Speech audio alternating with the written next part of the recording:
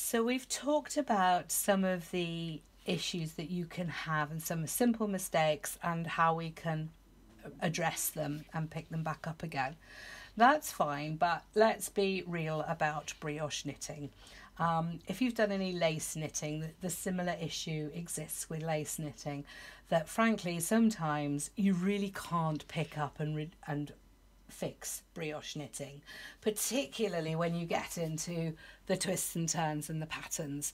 To be honest, if you've got a mistake happening and you need to go down below one of these joins or increases, frankly you are just going to have to undo it. I'm afraid that is the reality of it.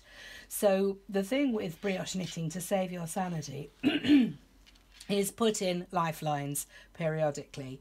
How often you put them in is really up to you, but I would put them in often enough that you're fairly confident that if it all went a bit wrong, you'll be happy that you just have to pull it back to your last lifeline.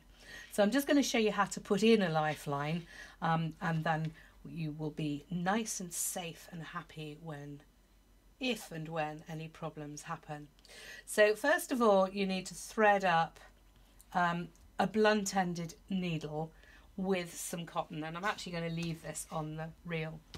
And the way to put the lifeline in is to start threading your needle through every stitch on your needle, and try and get it cleanly through the stitch without splitting the yarn, which is sometimes a little tricky, but it can be done, and you can pull that through.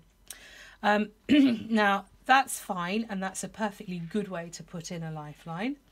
I'm just pulling that through so that I can actually pull it out, because there is another trick if you're using interchangeable circular needles, which is the great thing about interchangeable circular needles, and that is they have this little hole in them which we use for tightening the needle when we put it onto the cable.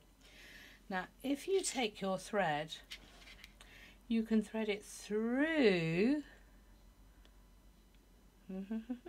there we go, through the little hole and put a nice long bit on it, and then you pick up your work and you just start going. Like that, and we bark and slip and bark and slip and bark and slip, and I'm sure Joe will fast forward this.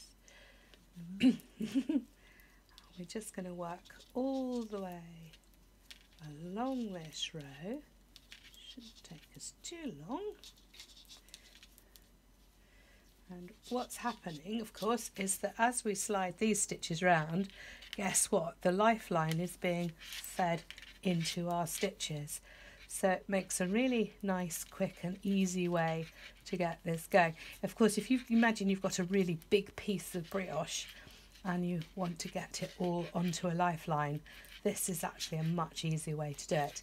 I do appreciate that it only works with interchangeable needles, and so should you have the good solid double pointed or even fixed circular needles, you will need to thread it through with a needle.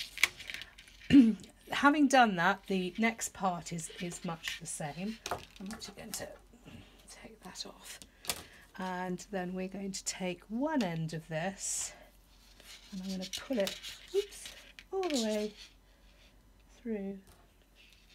Which end am I going to pull that end? If we pull that all the way through, pull it out of the thread.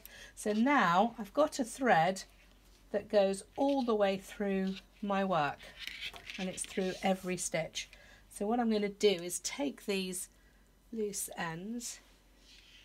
That's actually probably a little bit too long, but what I'm just going to do is tie them together, and that makes a nice loop of thread.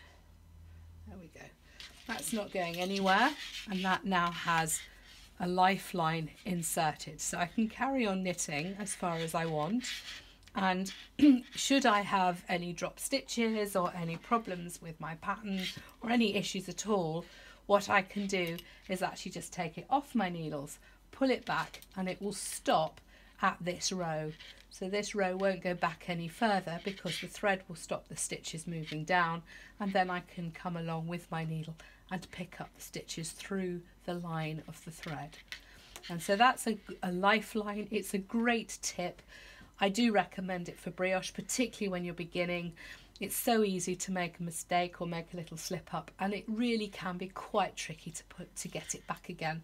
So do think about putting in lifelines regularly.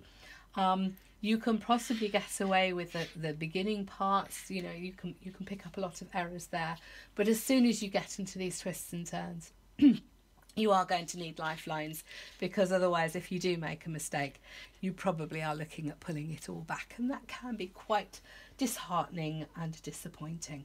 So a lifeline is what will rescue you from going, oh no, and sending out the knitting ambulance.